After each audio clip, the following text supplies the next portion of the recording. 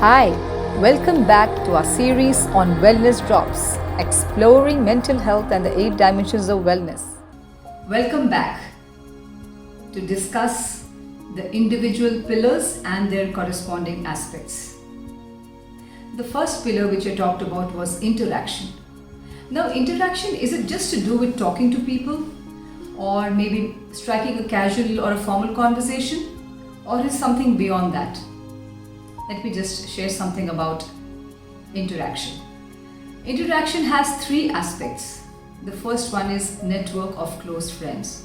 The next aspect is about interest in others' lives. The third aspect of this pillar is to do with getting along well. And do not forget, we are talking about social wellness or relational wellness. It is all to do with relationships with people whom you are dealing with in your ecosystem.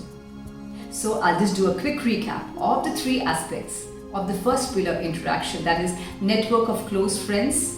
The next is interest in others' lives, and the third is get along well.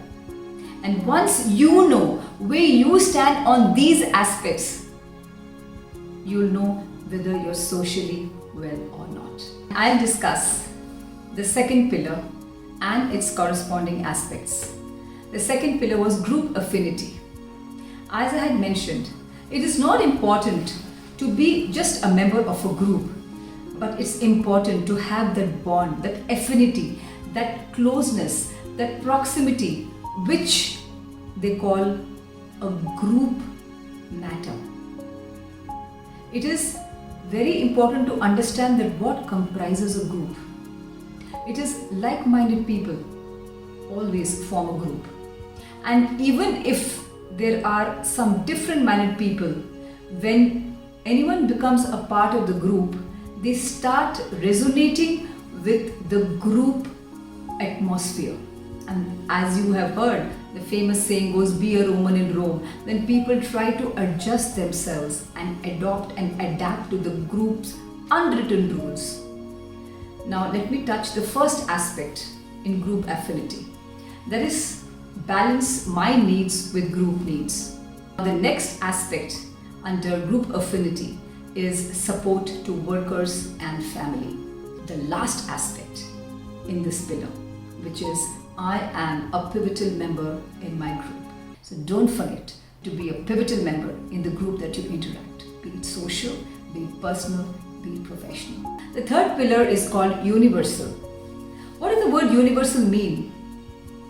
General, the universe, all in all, nothing specific to a particular person, nothing specific to a group of people, nothing specific to any individual per se. And when we talk about universal, there's certain aspects which is very important and critical for us to remember. Because when we talk about social wellness, invariably people think it is to do with the people we are interacting with in society alone, or maybe somebody in our ecosystem alone. No, along with it, it is also relevant to people probably whom you may not even know. The first aspect is listen well. We'll come to the second aspect in this pillar, which is I feel connected with strangers. And the last aspect in this pillar is help strangers. So never negate situations around you. Never ignore people around you.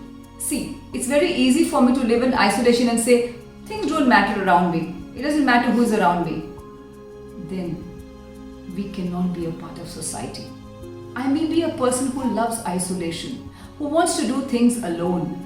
But there are many situations when you are a part of a group, when you are a part of society, because we are part of a family.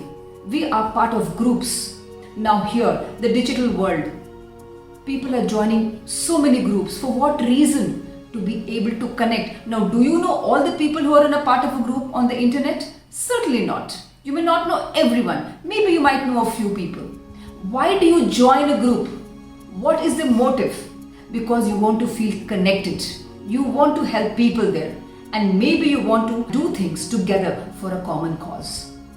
I was talking about causes. That is the next pillar under social wellness, and the last pillar too. It is belief in causes. What is a belief?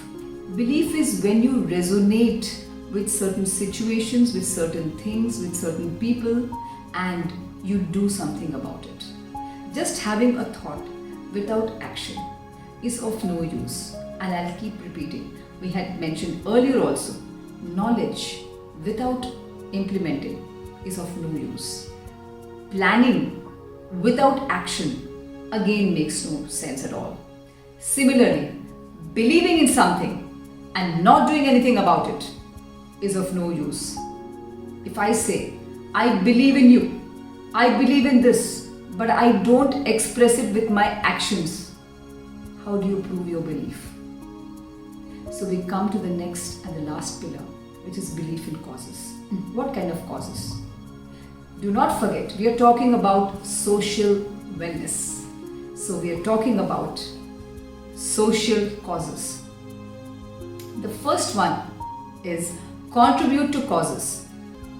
Now the next aspect is volunteer. Let us come to the last aspect of this pillar, belief in causes, which is feel strongly about justice. Please relate everything back to society, to the people within them, the people who are around you in your ecosystem. And we are talking about believing in causes.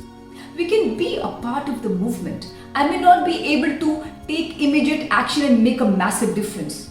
Let me be practical about it. Maybe I may not.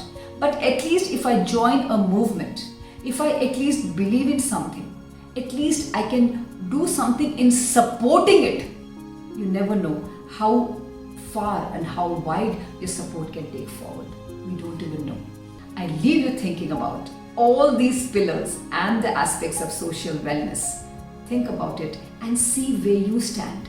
We'll be back with more. Do subscribe to our series on Wellness Drops.